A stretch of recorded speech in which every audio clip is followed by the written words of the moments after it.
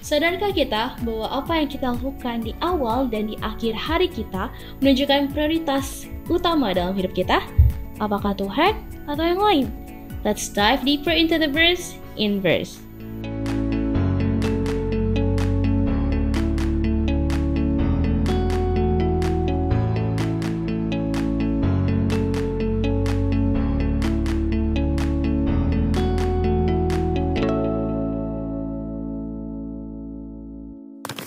Selamat datang pada diskusi Alkitab Pemuda Inverse, dan pada kesempatan kali ini kita sudah memasuki episode kelima dengan judul Pelajaran Pagi dan Petang, dan kita masih mempelajari seri Kembali ke Mesbah. Dan kami berharap Anda dapat menggunakan ebook Inverse, buku Inverse sebagai pedoman personal devotion Anda, ataupun di care group Jumat Anda, kafe Jumat Anda, ataupun sekolah sahabat. Dan ebook Inverse dapat Anda unduh pada tautan yang ada di deskripsi video ini. Untuk membuka diskusi kita, saya sudah bersama-sama dengan Pendeta Eben, ada Bang Serulus dan juga Kelana. Halo, Shalom. Shalom. Baik, Bang Serulus boleh pimpin kita dalam doa. Kita berdoa. Bapa di sorga, kami mohon berkat-Mu Tuhan dalam diskusi Inverse ini. Berkati orang muda yang menyaksikan dan siapapun yang menyaksikan pembelajaran firman Tuhan ini. Roh Kudus akan bekerja dalam hati kami. Ya, doa kami Bapa, dalam nama Tuhan Yesus kami berdoa. Amin. Amin. Baiklah, kita akan belajar dari 1 Tawarik pasalnya yang ke-23. Sahabat Inverse boleh membaca selengkapnya di tempat masing-masing. Kami akan bacakan ayat 25 sampai 32. 1 Tawarikh 23 ayat 25. Sebab Daud telah berkata, Tuhan Allah Israel telah mengeruniakan keamanan kepada umatnya, dan ia diam di Yerusalem selama-lamanya. Dengan demikian, tidak usah lagi orang Lewi mengangkat bait suci dan segala perkakas yang dipakai untuk ibadah di situ. Sebab sesuai dengan titah Daud yang belakangan, mereka yang didaftarkan dari anak-anak Lewi ialah yang berumur 20 tahun ke atas. Ayat 28. Tugas mereka ialah membantu anak-anak Harun untuk menyelenggarakan ibadah di dalam rumah Tuhan, mengawasi pelataran, bilik-bilik dan pentahiran segala barang kudus, serta melakukan pekerjaan yang berhubungan dengan ibadah di rumah Allah. 9. Juga mereka harus menyediakan sajian dan tepung yang terbaik untuk korban sajian roti tipis yang tidak beragi, apa yang dipanggang di atas panggangan, apa yang teraduk, dan segala sukatan dan ukuran. 30. Selanjutnya mereka bertugas menyanyikan syukur dan puji-pujian bagi Tuhan setiap pagi, demikian juga pada waktu petang. Ayat 31 dan 32, dan pada waktu mempersembahkan segala korban bakaran kepada Tuhan pada hari-hari Sabat, bulan-bulan baru dan hari-hari raya, menurut jumlah yang sesuai dengan peraturan yang berlaku bagi mereka, sebagai tugas tetap di hadapan Tuhan. Mereka harus melakukan pemeliharaan kemah pertemuan serta tempat kudus dan harus melayani anak-anak Harun, saudara-saudara mereka, untuk menyelenggarakan ibadah di rumah Tuhan. Baik, terima kasih. Nah, pekan lalu kita sudah belajar tentang bagian perabotan dalam bait suci, dan maknanya itu untuk menolong kita lebih memahami peran Yesus sebagai juru selamat dan imam besar kita ya. Nah, pekan lalu Pak Pendeta juga sudah sempat singgung pagi dan petang gitu ya. Dan pekan ini kita melanjutkan tentang pelajaran upacara harian di bait suci itu. Nah, Pak Pendeta, khususnya kita kan belajar dari Daud nih. Kenapa Daud sudah di masa akhir hidupnya masih aja repot-repot, kayaknya repot-repot untuk kembali mengingatkan perintah Tuhan mengenai pagi dan petang ini yang sudah diperintahkan Tuhan kan dari zaman Musa ya. Kita belajar minggu lalu sudah diperintahkan dari zaman Musa, dan pastinya bangsa Israel ini sudah sangat terbiasa, sudah sangat sering dilakukan generasi lepas generasi tentang persembahan korban petang dan pagi ini. Nah, apa latar belakang dari 1 Tawarik 23 ini Pak Pendeta? Kenapa Daud harus sampai menyampaikan ini berulang kali lagi? Ya, oke. Jadi menarik cerita di 1 Tawarik pasal 23 ini di penghujung kepemimpinan ataupun pemerintahan daripada Daud. Tadi sudah disebutkan juga di usianya yang mungkin sudah tidak muda. Daud bukan hanya berusaha mengingatkan bangsa Israel tentang upacara ini, betapa pentingnya, makna rohani dan lain sebagainya. Lebih daripada itu, Daud juga memiliki mimpi yang besar untuk membangun bait suci ini secara permanen. Itu latar belakang di 1 Tawarikh pasal 23. Jadi kita tahu sebelumnya bait suci atau kemah suci ini kan belum permanen. Apalagi ketika mereka dalam perjalanan, itu selalu mereka angkat, berpindah-pindah, dan dikhususkan orang-orang yang mengangkat itu. Ada aturan yang mereka buat. Nah, di pemerintahan Daud di ujung pelayanannya ini, dia ingin membangun bait suci ini dengan permanen, dengan megah, supaya orang-orang Israel yang sudah tinggal dan menetap di Yerusalem itu dapat selalu terus melanjutkan pola ibadah yang mereka sudah lakukan di waktu-waktu sebelumnya.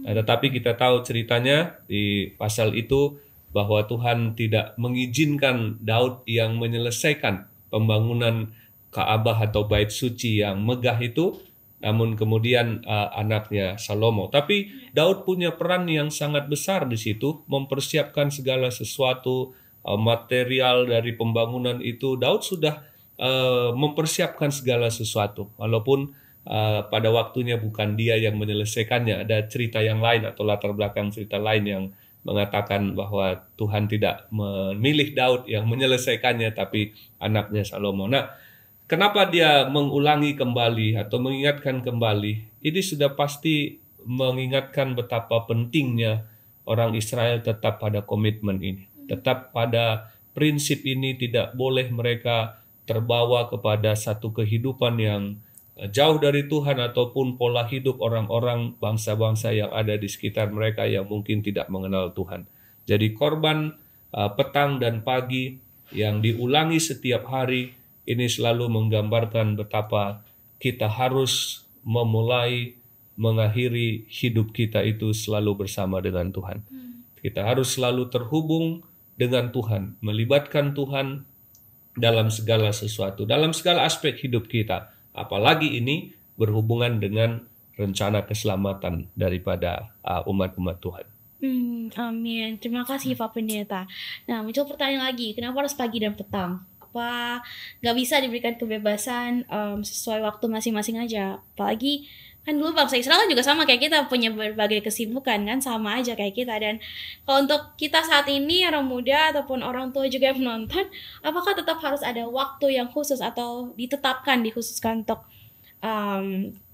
untuk kita punya mesbah pribadi dengan Tuhan? Apa nggak bisa free time kita aja gitu? Apakah harus ditetapkan menurut Kalana dan Mbak Serlis gimana? Jadi kenapa Tuhan menetapkan pagi dan petang itu, sekali lagi Tuhan gak pernah berkata-kata random ya. Dia pasti memang bukan cuman makna kiasan. Memang Tuhan menginginkan ada makna yang tersembunyi dalam kata-kata pagi dan petang. Jadi kalau kenapa dibilang harus pagi dan petang? Pertama, Tuhan kita adalah Tuhan yang teratur. Kalau kita mengingat kembali pelajaran bangsa Israel, bahkan Tuhan mengurus bagaimana caranya mereka membuang kotoran mereka, ya kan. Mereka disuruh membuat sesuatu gitu. Sampai hal sekecil itu pun Tuhan atur gitu. Nah, apalagi mengatur bagaimana cara kita untuk tetap berkomunikasi dengan Tuhan. Pasti Tuhan atur. Makanya Tuhan menetapkan waktunya pagi dan petang. Dan kenapa pagi hari? Itu karena pada pagi hari supaya kita bisa mengingat Tuhan, bisa bersyukur dan menyerahkan kehidupan kita. Dan kenapa nantinya jadi diminta petang, kita juga mempersembahkan berbakti kepada Tuhan supaya di akhir hari kita mengingat lagi bahwa sepanjang hari itu Tuhan telah menyertai kita. Jadi nggak ada putus-putusnya. Amin. Kalau saya pribadi, masing-masing orang punya me time. Waktu mereka, ketika seorang itu punya orang yang spesial, pasti dia akan luangkan waktu untuk berkomunikasi, keep in touch dengan orang itu. Dan saya rasa ketika Tuhan menyuruh kita dalam doa Bapa Kami, give us our daily bread, artinya Tuhan mau kita supaya kita punya daily dependence on God. Jadi kalau kita melihat teladan Yesus pada pagi hari ketika dia berdoa, itulah cara Tuhan berdoa. Bukan berarti dia menghindari keramaian, tapi dia mau memulai hari dia dengan Tuhan. Jadi dia tahu, dia sadari, dia butuh Tuhan untuk menemani dalam setiap kegiatan atau pelayanan dia. Itu yang harus kita perlu tingkatkan, itu sesuatu perasaan di mana kita sebenarnya membutuhkan kekuatan di luar daripada kemampuan kita untuk menjalani hari itu. Itu menurut saya. Oke, dan di paragraf terima kasih Bang Sadus dan Kak Lana. Dan di paragraf pertama Insight, Nyonya Watt itu menuliskan Tuhan mengecam rangkaian upacara formalitas belaka tanpa roh penyembahan. Nah, bagaimana dengan orang muda yang renungan pagi keluarga ataupun secara pribadi itu terasa hambar dan sekedar rutinitas checklist aja. Oh ya, sudah renungan pagi checklist gitu ya. Apa yang harus dilakukan agar waktu pribadi dengan Tuhan itu bermakna? Khususnya mungkin kalau di renungan pribadi keluarga yang masih ngantuk-ngantuk gitu kan, baca renungan atau dengar sekarang kan sudah ada banyak YouTube, audio. Oh ya dengar, tapi ya udah sudah checklist aja, habis itu berdoa sudah selesai. Bagaimana cara apa yang harus dilakukan gitu supaya ini lebih bermakna gitu, nggak cuman ya udah gitu, yang penting udah renungan baru boleh pergi sekolah gitu, Pak Pendeta. Iya, jadi memang salah satu bahaya kerohanian yang kita perlu waspadai adalah terjebak dalam formalitas atau rutinitas, formalisme, hanya sekedar kebiasaan. Dan ini dari waktu ke waktu menjadi sebuah bahaya rohani yang sangat perlu kita hati-hati. Seorang ahli teologi Advent juga pernah menulis ada 3 bahaya kerohanian kita. Yang pertama itu adalah sekularisme, yang kedua adalah formalisme, dan yang ketiga adalah irreverence atau ketidakhormatan kepada Tuhan. Jadi formalisme itu bahaya rohani yang perlu kita waspadai. Dan itu juga terjadi kepada orang Israel. Orang Israel di zaman Yesus, mereka setiap hari potong kambing, domba, setiap hari mereka beribadah, dan mereka tahu itu semua membayangkan Yesus. Ketika Yesus ada di tengah-tengah mereka, justru mereka tidak percaya kepada apa yang mereka sudah bayangkan dengan lambang-lambang tadi. Jadi apa yang saya mau katakan di sini adalah sahabat orang muda, jangan kita terjebak kepada rutinitas, kebiasaan, formalitas, liturgi dalam tata ibadah saja atau dalam peribadatan. Tetapi kita harus memiliki hubungan secara pribadi dengan Tuhan. Jika aktivitas rohani kita itu tidak mengubah karakter kita, maka itu hanya sekedar formalitas dan rutinitas. Artinya apa? Peribadatan kita dan aktivitas rohani kita harus membentuk diri kita menjadi pribadi yang lebih menyerupai Yesus. Kita lebih memiliki karakter seperti Yesus. Karena kalau tidak, berarti ibadah kita itu sekedar rutinitas dan formalitas. Nah, itu yang kita perlu waspadai. Apakah karakter saya berubah semakin menyerupai Yesus? Itu artinya hubungan kita senantiasa lebih dekat dengan Tuhan. Karena semakin dekat kita dengan Tuhan, karakter kita semakin menyerupai Tuhan. Nah, tapi orang Farisi, mereka berpuasa, mereka pelihara hari Sabat, bahkan banyak sekali pantangannya, tapi kehidupan mereka justru tidak berubah. Berarti itu hanya sekedar rutinitas dan formalitas saja. Amin. Kelana dan Mas Rus ada tambahan sedikit? Jadi mungkin salah satu hal yang perlu kita lakukan sebagai orang muda, tadi sebenarnya pendeta udah sebutkan bahwa kalau kita tidak merasa bahwa kita ada perubahan setidaknya sedikit ketika kita mempelajari firman Tuhan itu setiap hari, berarti yang kita lakukan selama ini sebenarnya cuma hanya rutinitas. Lalu sebenarnya bagaimana caranya? Yang pertama tentunya sebenarnya harus ada kesadaran diri sendiri ya, bahwa kita butuh membaca firman Tuhan tersebut. Karena kalau kita tidak merasa butuh, ya kita hanya akan melakukan rutinitas saja, tuh bahkan sama sekali tidak melakukan apapun gitu kan. Nah, jadi kita harus menyadari hal tersebut, dan ketika membaca firman Tuhan tentu saja kita harus renungkan ya, artinya apa. Karena kalau kita tidak tahu artinya, apa yang bisa kita dapat, dan kita tidak dapat satu bekal yang berarti ketika kita membaca hal tersebut. Jadi sebagaimana kalau misalkan kayak lagi-lagi ini bisa digambarkan sebagai satu hubungan ya. Jadi kalau kita tidak memahami pasangan kita atau teman kita, ya gimana kita bisa melakukan sesuatu yang bisa membuat dia juga senang gitu kan. Jadi kita harus saling memahami. Nah kalau kita tidak memahami, kita hanya melakukan hanya rutinitas saja, tentunya itu tidak akan membawa apa-apa memang. Jadi yang pertama itu kita harus merasa butuh dulu. Kalau kita tidak butuh, kita tidak akan melakukan itu semuanya. Ya, betul. Kalau dari saya, seringkali orang punya reminder tersendiri saya berdoa pagi itu sebagai reminder saya, contoh saya menjalani hari saya, oh Tuhan saya sudah janji tadi pagi, saya harus begini, saya harus begini. Jadi sebenarnya mesbah pagi itu sebagai pengingat bagi kita, untuk reminder bagi kita dalam menjalani hari, karena kita sudah buat Tuhan bantu saya menjalani hari ini. Jadi itu bentuk ketergantungan kita sama Tuhan. Sebenarnya bentuk bahwa seperti tadi disampaikan bahwa kita harus menyadari bahwa kita membutuhkan Tuhan sebagai pendamping pribadi kita dalam menjalani hari itu. Amin. Mungkin selain promosi juga mungkin boleh pakai buku Inverse teman-teman untuk jurnal harian kita dengan Tuhan, karena itu kayak kita ngomong sama Tuhan, kita belajar firman-Nya gitu kan, kita refleksikan, kita tulis seperti kita oh ya seperti ini dan kita doakan. Itu such a blessing sih menurut pengalaman pribadi. Mungkin teman-teman Inverse boleh coba untuk journaling pakai buku Inverse mulai saat ini ya, karena itu setelah itu nanti kita bisa buka lagi, oh ternyata Tuhan punya firman kayak begini, oh aku sudah lewat fase ini, itu terdokumentasi melalui tulisan, dan itu kalau dibaca lagi, oh puji Tuhan, Tuhan terima kasih, grateful, kita akan makin lebih dalam pada Tuhan. Oke, kita akan kembali setelah yang satu ini.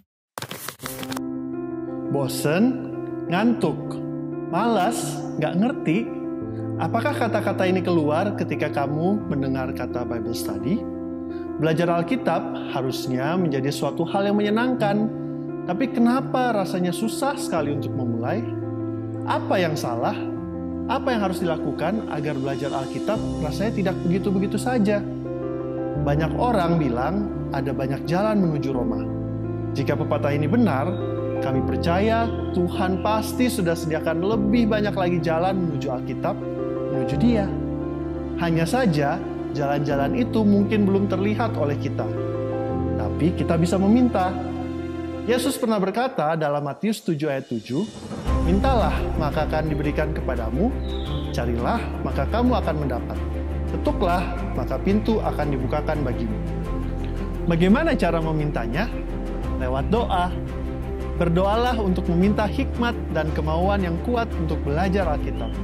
Setelah itu, mari buka Alkitab dan belajar sedikit demi sedikit sesuai kemampuanmu.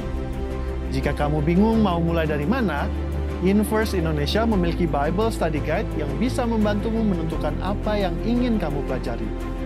Semua dikemas dengan bahasa yang mudah dimengerti. Inverse juga berusaha keep in touch untuk menemani kamu belajar Alkitab. Ada sosial media, diskusi melalui podcast. Semua dilakukan untuk mengingatkan kamu bahwa kamu tidak sendiri.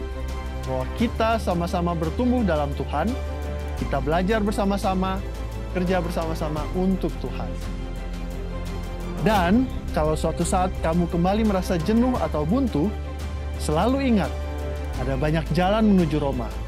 Ada banyak cara untuk belajar Alkitab dengan menyenangkan, dan kami harap Inverse adalah salah satunya. Open your heart dan open your Bible. Let us dive deeper into the verse. Inverse.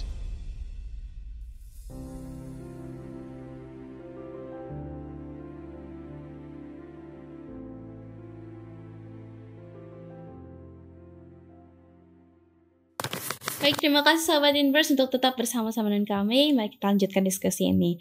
Baik, Bang Serus, aku mau nanya deh, kapan pertama kali Bang Serus tuh menyadari makna renungan harian ya, renungan harian pagi dan petang itu bukan cuman rutinitas belaka kan? Kalau misalnya mungkin masih kecil kan, karena harus dikasih bangun orang tua, akhirnya merasa itu kayak, oh itu kan cuman yang penting checklist kalau mau sebelum mau sekolah atau gimana. Itu kalau saya sih. Nah mungkin Bang Serus mungkin boleh sharing kapan itu adalah sebuah keharusan, itu adalah sebuah yang kita tuh harus bergantung sama Tuhan, bukan cuma rutinitas belaka. Abang sadari hal ini? Kebetulan saya merantau tahun 2017 dari Sumba ke Kupang, jadi pertama kali jauh dari orang tua. Dan secara pribadi itu pertama kali saya menyadari bahwa wah, karena saya nggak punya orang tua di rantau, teman pun belum ada di sana, sama-sama merantau dan hanya sendiri. Nah di sana saya merasakan Tuhan, saya butuh lindungan-Mu. Jadi dengan adanya mesbah pagi dan petang ini mengingatkan saya bahwa sekalipun saya merantau di tanah orang yang belum saya pernah kunjungi sebelumnya, tapi dengan adanya mesbah pagi dan petang ini mengingatkan pribadi saya bahwa Tuhan ada dimanapun saya berada. Jadi itu pertama kali saya merasakan ketika saya ajar orang tua saya ketika saya merantau. Oh, oke. Berarti ketika memang kan kalau sama orang tua kan berarti kan ada ketergantungan dengan orang tua Ya, gitu kan. Ketika betul. merasa sudah sendiri akhirnya kepada siapa lagi saya harus bergantung kepada Tuhan gitu ya. Wah, luar biasa. Mungkin jadi pengalaman buat kita semua, mungkin Pak Pendeta dan Kak Lana juga pengalamannya mungkin ketika sama mirip-mirip juga kali ya, baru merasakan itu ketika bukan masih kecil ya, tapi memang sudah beranjak dewasa. Nah itu berarti hal yang wajar ya Pak Pendeta ya? Wajar ya? Wajar. Jadi tidak ada kata terlambat ya Pak Pendeta? Iya. Baiklah. Oke, kalau gitu pada zaman bangsa Israel itu kan Tuhan tuh memberi petunjuknya tuh benar-benar jelas step by step. Apa yang mereka lakukan untuk worship God gitu kan. Tapi sekarang pasti banyak orang muda yang tidak tahu bagaimana sebenarnya cara untuk membangun waktu ibadah yang ideal itu seperti apa Pak Pendeta. Apakah mungkin walaupun sudah Kristen dari kecil, mungkin ada yang enggak, atau mungkin ada yang tidak mempraktekkan hal itu sejak dia masih kecil. Apakah harus nyanyi dulu? Atau harus baca Alkitab, atau baca tulisan Roh Nubuat, atau baca apa? Baca renungan yang ditulis oleh tokoh gereja? Atau harus gimana gitu? Kan kita bingung Pak Pendeta. Mungkin ada tips praktis untuk teman-teman orang muda yang mau membangun waktu ibadah pagi dan petang Pak Pendeta. Ya, oke. Jadi ini hal yang penting ya. Jadi dalam ibadah atau dalam penyembahan Tuhan memberikan, kalau kepada orang Israel memang sangat spesifik tadi disebutkan ya. Tapi bagi kita sekarang prinsipnya kita pahami bahwa dalam sebuah penyembahan ada beberapa unsur vital yang tidak boleh kita abaikan. Di dalamnya tentu ada pujian kepada Tuhan. Pujian itu boleh berpuisi, boleh Alkitab mengajarkan puisi, lagu boleh, dan lain sebagainya. Kemudian ada firman yang kita baca, yang kita renungkan, yang kita resapi. Kemudian ada doa, bahkan aktivitas yang lain dalam ibadah. Artinya secara pribadi unsur-unsur itulah yang perlu kita bangun dalam penyembahan. Tentu agak sedikit dia berbeda dalam ibadah secara bersama. Kalau dalam ibadah secara bersama kan perlu keteraturan dan keseragaman. Tentu ada kesepakatan yang dibuat dalam menjalankan tata ibadah. Kan tidak elok kalau lagi berdoa ada satu yang berdiri, ada satu yang duduk, ada satu yang bertelut contohnya. Atau ada yang satu menyanyi, satu baca firman. Itu kan tidak elok kalau dalam ibadah bersama. Dalam ibadah bersama, walaupun gereja tidak mengharuskan sebuah liturgi yang pasti, tapi perlu konsensus dan kesepakatan bersama supaya ibadah kita teratur. Kalau lagi bernyanyi, marilah kita bernyanyi bersama. Kalau lagi firman, marilah kita dengar firman bersama. Tapi unsur-unsur itu ada. Tapi kalau dalam ibadah pribadi, sangat fleksibel dan bisa kita kreativitas untuk diri kita, bagaimana kita terhubung dengan Tuhan. Ada orang berdoa sampai 1-2 jam, dia sendirian berdoa sambil menangis kepada Tuhan. It's okay. Kalau itu ibadah pribadi. Ada orang puji-pujian, nyanyikan lagu-lagu dan itu mengangkat hatinya, menguatkan dia. It's okay, no problem. Kalau itu ibadah pribadi. Tapi dalam kebersamaan tadi, ada kesepakatan supaya ada keteraturan. Tapi prinsipnya unsur-unsur dalam penyembahan itu adalah hal yang kita lakukan dalam hubungan pribadi dengan Tuhan. Itu prinsipnya. Oke, terima kasih Pak Pendeta. Mungkin kalau Anda dan Bang Serus ada tambahan?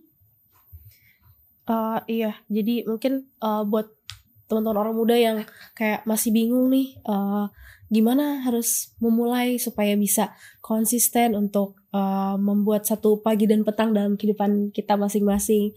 Jadi yang pertama, kalau udah berpikiran seperti itu kan berarti udah mulai merasa bahwa oh ini adalah sesuatu yang penting. Yang kedua sebenarnya teman-teman bisa pilih mana yang nyamannya, mau baca Alkitab, mau baca Roh Nubuat mungkin. Tapi yang pasti sebenarnya ketika kita baca Roh Nubuat pun di tulisan Roh Nubuat itu pun akan menuntun kita kepada Alkitab sebenarnya, karena ada ayat-ayat Alkitab juga di dalamnya. Atau mungkin mau ngikutin yang bacaan Alkitab yang dari yang ada urutannya itu dari kejadian sampai yang setahun. Itu nggak apa-apa. Yang penting adalah nggak perlu banyak-banyak, tetapi setiap yang kita baca itu kita bisa pahami, ada pelajaran yang kita ambil. Makanya tadi seperti yang Alicia waktu lalu sempat katakan, pentingnya journaling khususnya dengan melalui buku Inverse ini itu akan terasa manfaatnya. Karena selain kita baca, kita tulis jadi double, jadi bakal lebih ingat. Karena kalau cuma baca doang, kadang-kadang lebih mudah untuk dilupakan. Kalau misalkan kita baca, kita tulis, ditambah kalau misalkan kita punya komitmen lebih untuk mengingat setidaknya 1 ayat setiap hari, itu akan lebih bermanfaat lagi. Amin. Kalau dari saya pribadi, mungkin kalau di awal-awal teman-teman struggling banget, nggak tahu mulai dari mana, coba finding someone, bertemu dengan seseorang yang mungkin dapat memimpin kita untuk kerenungan. Contoh, dalam salah satu ayat kita nggak ngerti, kita tanya ke orang itu. Jadi dengan adanya sharing, adanya partner ini, itu menolong kita untuk memulai. Dan kita belajar dari sana, dan dari situlah kita akan bertumbuh dengan adanya teman sharing ini sendiri. Tapi bila mana mungkin teman-teman butuh waktu sendiri, it's okay, it's fine. Jadi kita berdoa, mulai dengan doa, Tuhan saya mau merenungkan firman-Mu, dan janji Tuhan pasti, Tuhan akan akan berikan hikmat kepada kita. Karena itu janji Tuhan kepada kita teman-teman. Jadi setiap firman yang di dalam Alkitab ini, kata demi kata itu untuk pertumbuhan kerohanian kita pribadi. Itu yang saya yakini secara pribadi. Amin. Baiklah, sangat banyak poin yang bisa kita ambil. Dan kita sudah sampai pada akhir diskusi. Sebagai penutup, Pak Pendeta, Bang Serius, dan Kalana boleh memberikan satu closing statement. Ya, jadi sahabat orang muda, kalau ada satu kebiasaan kita yang setan mau kita tidak membangunnya, maka itu adalah kebiasaan kita untuk membangun hubungan dengan Tuhan pada pagi dan petang. Jadi segala hal bisa saja menjadi penghalang untuk kita tidak membangun mesbah yang baik dengan Tuhan. Apakah dengan tawaran-tawaran yang ada di sekitar kita dan lain sebagainya. Tapi poin saya, sahabat orang muda, mari kita membangun sebuah kebiasaan untuk membangun hubungan dengan Tuhan pada pagi dan petang. Artinya setiap hari dalam hidup kita. Amin. Salah satu yang motivasi saya kenapa pentingnya mesbah pagi dan petang itu karena yang pertama, Yesus sudah melakukannya terlebih dahulu. Jadi di sana saya termotivasi, kalaupun Yesus yang adalah sahabat, juru selamat saya pribadi sudah melakukannya, kenapa saya tidak? Jadi intinya dengan adanya itu sebagai reminder bagi kita semua seorang muda, mungkin lagi struggling, it's okay. Tapi di sana Tuhan akan tolong kita dalam force of habit kita pribadi dalam membangun akan mesbah pagi dan petang ini. Amin. Kalau dari aku, mungkin aku ingin membacakan satu ayat dari Yosua 1 ayat 8. Dikatakan bahwa janganlah engkau lupa memperkatakan kitab Taurat ini, tapi renungkanlah itu siang dan malam. Jadi kalau kita udah baca firman Tuhan di pagi hari, kita harus merenungkannya siang dan malam, supaya engkau bertindak hati-hati sesuai dengan segala yang tertulis di dalamnya, sebab dengan demikian perjalananmu akan berhasil dan engkau akan beruntung. Amin. Baik, Kalana boleh pimpin kita dalam doa. Baik, mari kita berdoa. Bapa kami yang di surga, kami mengucap syukur untuk firman yang Engkau berikan kepada kami, pelajaran yang begitu indah, mengingatkan kami kembali bahwa betapa pentingnya kami untuk bergantung hanya kepada Engkau, mengadakan perbaktian pribadi kami pagi dan petang, agar kami selalu menyerahkan hidup kami ke dalam Engkau dan mengingat Engkau. Bapa, kami ingin menyerahkan pelajaran ini agar boleh kami ingat dan boleh kami terapkan dalam kehidupan kami sehari-hari. Di dalam nama Yesus kami sudah berdoa, amin. Amin. Terima kasih banyak Pendeta Evan, Bang Serlius, dan Kalana. Terima kasih juga untuk seluruh sahabat Inverse yang telah bergabung bersama kami pada diskusi kali ini. Baik, pelajaran pekan ini mengingatkan kita bahwa apa yang kita lakukan pada awal dan akhir dari hari kita menunjukkan apa dan siapa mungkin prioritas kita dalam hidup. Sampai jumpa pada episode berikutnya. Tuhan Yesus memberkati.